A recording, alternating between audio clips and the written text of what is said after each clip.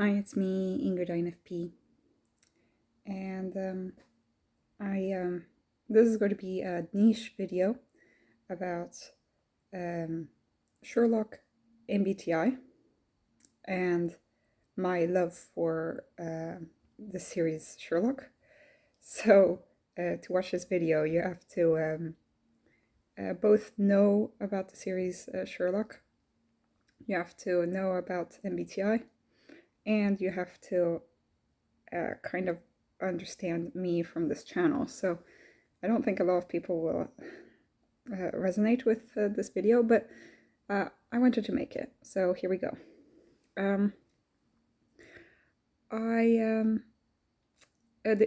This series spans from 2010 to 2017, and it came out once every 2 years approximately.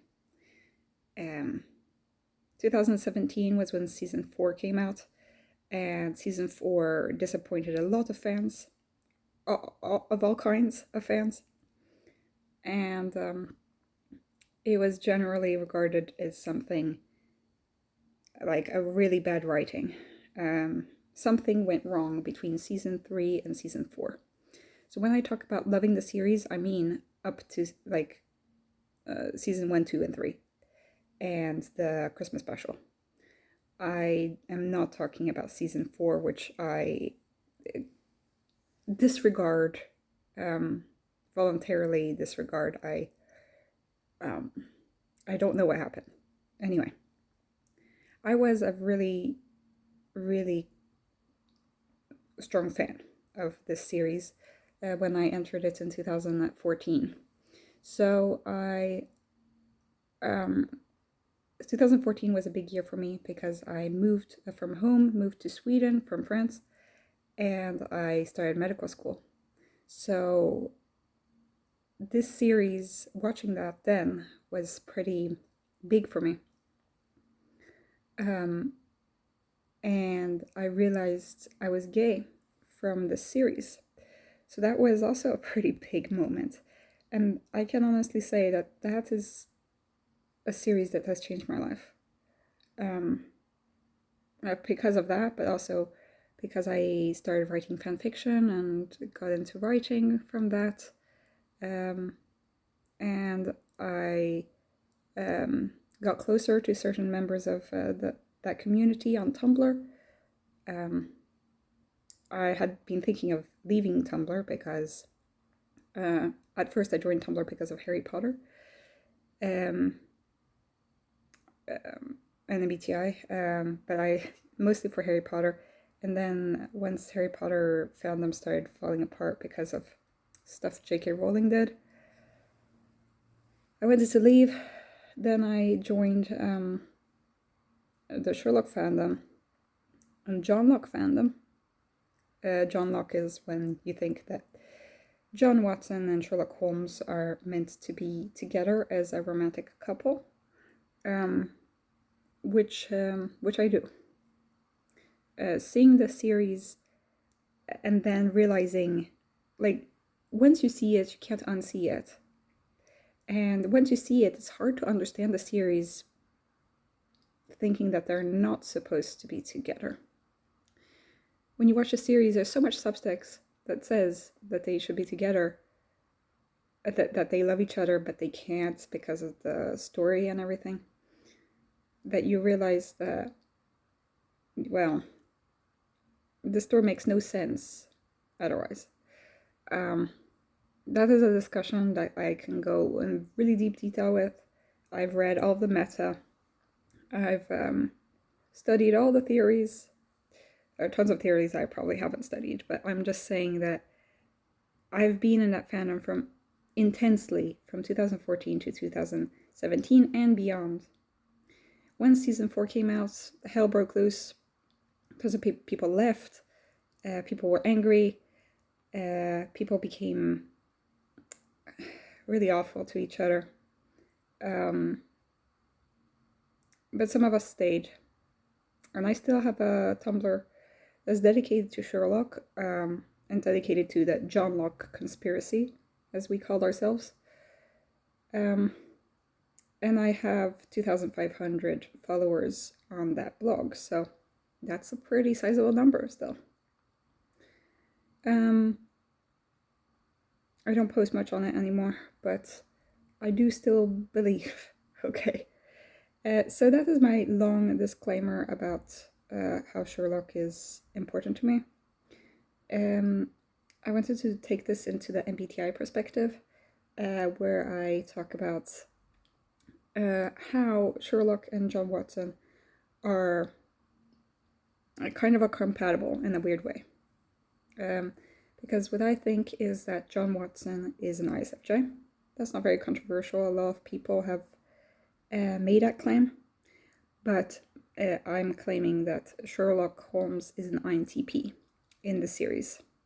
Okay, I'm not talking about the books or in other versions. I'm talking about in BBC Sherlock, he's an INTP. A lot of other typings have been proposed, like INTJ or ISTP. I can see where that's coming from, because somehow in this series he displays some SE by, looking at the different details on the person, which I think is kind of reminiscent of Arthur Conan Doyle's original Sherlock, which maybe he's maybe not an INTP, but for the purposes of the story arc and everything in this series, I would say that Sherlock is an INTP. He has an E. He has TI. His inferior FE is what's causing him problems. And that's where John Watson comes in. Okay? So, Sherlock is rude. He says it himself. He calls himself a sociopath. He doesn't regard rules well. He doesn't regard social niceties. He just does what is important for the work. And the information that he takes in is only important for the work. Okay. He claims that he does not have any feelings, and he represses a lot of feelings. If you go into the reading that it's Johnlock, you could say that Sherlock is repressing his feelings for John once John says no to his advances. In the series, John Watson is always saying that he's not gay. And so that kind of puts Sherlock off, obviously. But you can see that, Sherlock constantly sacrifices a lot of his well-being for John Watson. And he changes throughout the course of the story. He becomes more mellow. He becomes more understanding of feelings. And so I think that that's the inferior FE coming out. John Watson, as an ISFJ, uses feelings,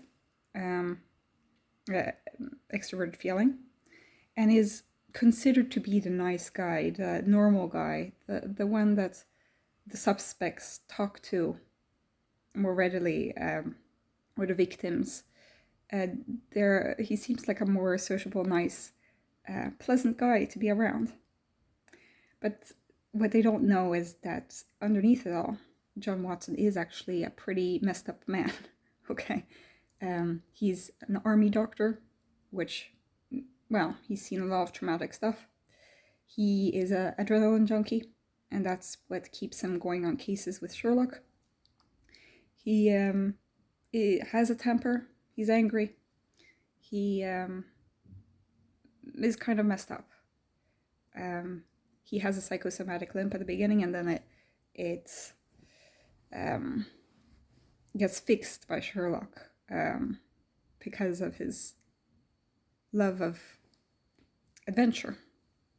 And I think that that's his inferior NE. So on the outside, he seems like a guy with a routine who sits at home and who eats toast and jam.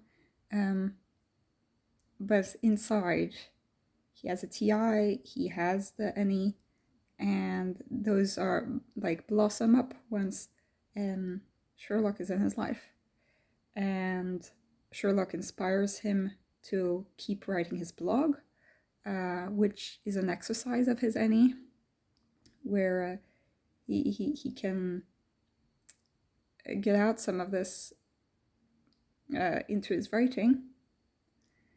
But he's still an incredibly repressed man, okay? He's not always very nice.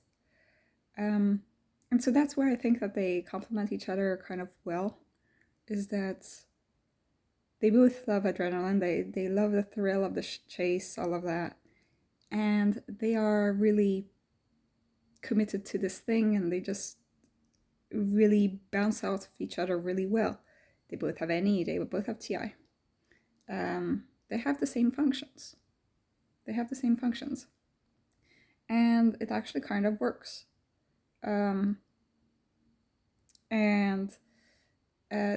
It's nice to see the story arc of Sherlock, like, realizing that his feelings are important.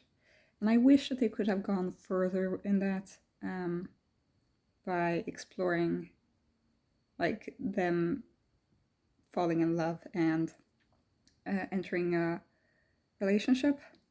That would have been, like, a great conclusion to this arc.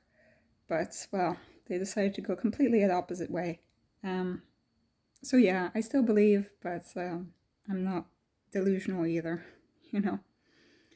Some people thought that we were really delusional, when actually the way that we were interpreting things made more sense than what the authors decided to do with it.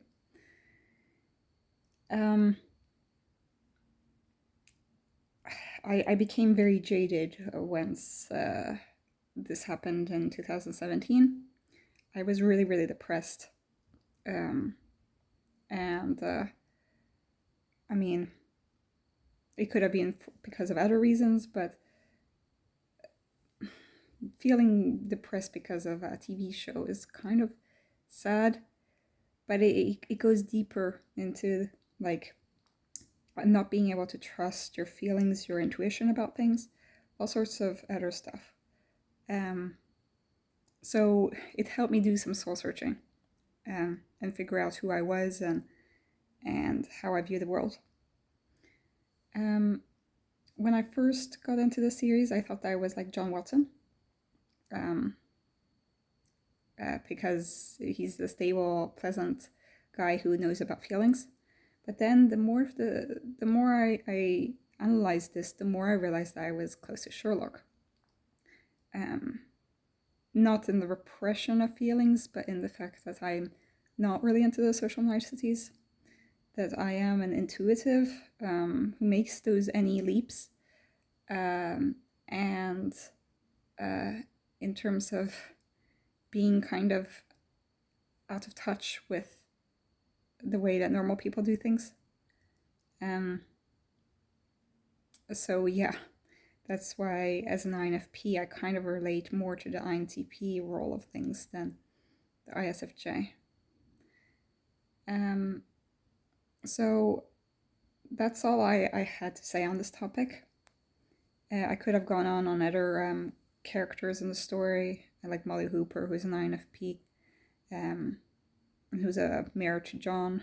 I could have gone on Moriarty, who's like maybe an INTJ, INTP, ENTP. It depends on different versions of the story as well. But yeah, I felt like making this video about BBC Sherlock.